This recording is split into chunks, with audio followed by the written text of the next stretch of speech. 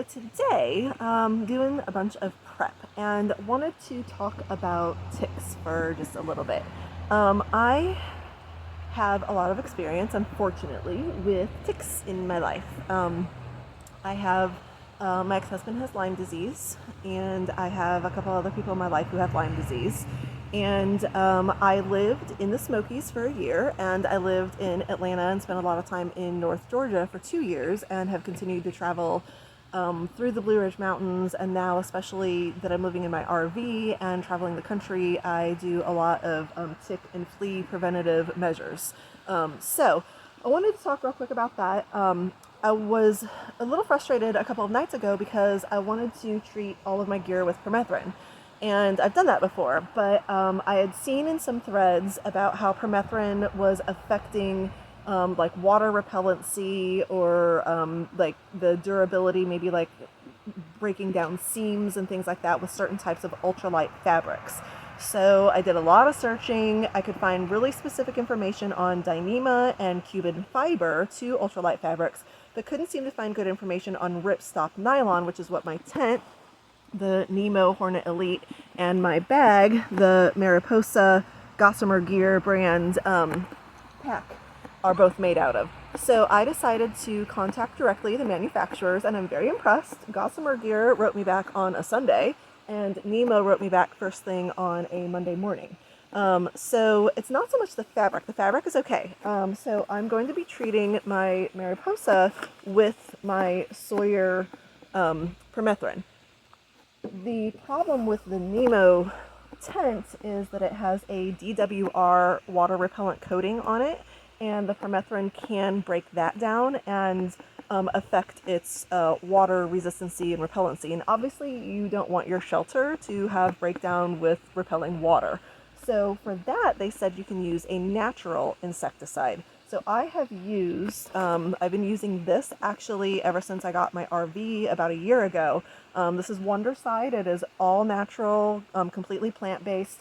I spray it all over the inside of my RV, so it's on my bedding and pillows and sheets and blankets, all that kind of stuff. I spray this directly on Zobi as his exterior repellent.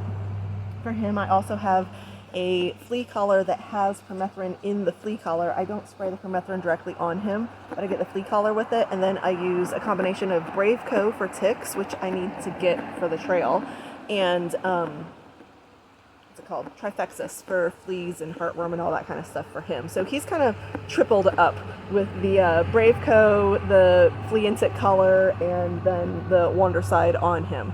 On the trail, I've already prepared this. I have a little 2-ounce bottle of Wondercide for him, and I also have a little 2-ounce bottle of, I always say this wrong, Picaridin is what you put on humans to help prevent against ticks, better than DEET, and DEET will affect your gear as well. So Picaridin, however you say that, somebody told me how to say that, is what you use on yourself. So I like the spray when I am doing something that's a larger material or has a lot of crevices, nooks, and crannies, like a pack. I just feel like I can kind of saturate it better, and my finger doesn't get tired like it does with the trigger spray, which, like, I don't know, I just like using the spray for that kind of stuff. With this, rather than using the trigger spray, more often I actually dump this and just make a bath out of it, and put my clothes straight into the bath and then hang them up to dry a little bit, and then usually toss them in the dryer to get them fully dry. Once permethrin is completely dry, like, you don't want to do that with your skin bare, wear gloves if you're doing that, but once permethrin is completely dry on your clothes, it's totally fine to be up against your skin, and it can be on your underclothing, because some people think you can't put it on underwear, which is a myth. So yeah, permethrin's a really great product to help with fleas and ticks. And since I'm trying to be particularly cautious about ticks, then this is a method I'm doing. So that's part of my today. And one of the reasons I'm doing that today is because the weather's supposed to be really nice here in North Georgia over the next couple days, and I am going to do my first overnight shakedown hike. So I want to have my tent and my pack treated, because ticks can be active anytime it's over freezing, and it's supposed to be nearing 60 this week with overnight lows in like the mid 30s. So definitely want some of my stuff treated. I'm going to hold off on treating my clothing until closer to the actual start of the Thru-hike, because it's only lasts for 6 weeks or 6 washings, and I don't want to have to do it now and then do it again before the Thru-hike. So I'm just going to probably just spray a little bit of Wondercide on me and on Zobi and call that a day for now. And he has a tick collar. So, alrighty, here we go. I'm going to start working on it. Hi there. So I'm getting ready to spray down my Gossamer Gear Mariposa pack, and just remembered something else I wanted to note about when you're using permethrin. I did mention to, make sure that you don't let it touch your skin. So I always wear these types of latex gloves when I'm using it. The other thing is, take it from me, I'm wearing my glasses right now as a little bit of a shield. If I actually had goggles, which I don't, I thought I did, but I don't, I would probably put those on. I do have my scuba diving goggles, I guess I could put on. But I did this once where I was wearing my contacts and just put sunglasses on over them, and then the spray still managed to get around my sunglasses and got on my contacts. And first of all, oh my god, the burn is like pepper spray in your eyes. It was horrible. And then I couldn't get that off of my contacts. I actually ended up having to trash that pair of contacts, which I had just changed into. I have monthly contacts. So definitely I would recommend, if you wear contacts, take them out or make sure that you are completely sealed with some sort of goggles, because any little bit of the spray getting in them will ruin that pair of contacts and burn like a son of a gun. So I'm going to get this cap off. There we go. And here's my pack. And it's pretty simple. Just spray it down real well, inside and out. On Sawyer's website, or on their YouTube channel, they do talk about fabrics that aren't as porous like your clothes to do 2 or 3 coatings on it. Get it as saturated as you can without it dripping, and then let it dry, and then do another coat, and then let it dry, and then possibly do another coat. So I'm probably gonna do 3 coats on it, inside and out, all of my pockets, all of it, all the gear. Here we go with the Wondercide treatment. I'm just gonna spray it all over the tent. Got it all set up here. Then I'm going to do the rain cover, both sides, and let it dry, and probably do a second coat with it. Got the pack, actually, yeah, pack's still a little damp. So I got 1 coat on the pack of, I don't know if I'm in this, 1 coat on the pack of the permethrin, and I'll do another one. So here we go. This I can actually touch, so. I want to note, the plastic isn't because I'm spraying it. This plastic is actually going to be my footprint. I'm measuring around the base and cutting my footprint today, killing 2 birds with 1 stone. And yeah, I didn't realize I had this on stream instead of spray, so that's why it's kind of thick over here. But I can touch this because it's all natural, so just kind of trying to spread it around, keep it from dripping a little bit over here on that part. But the rest of it's going on very nicely with the spray instead of the stream. Update. This was about half full. This is the Cedarwood Scent, and I will say it is very strongly cedar scented, so if you don't like cedar, don't get this scent because it is very strong. I like cedar, so I don't mind the scent.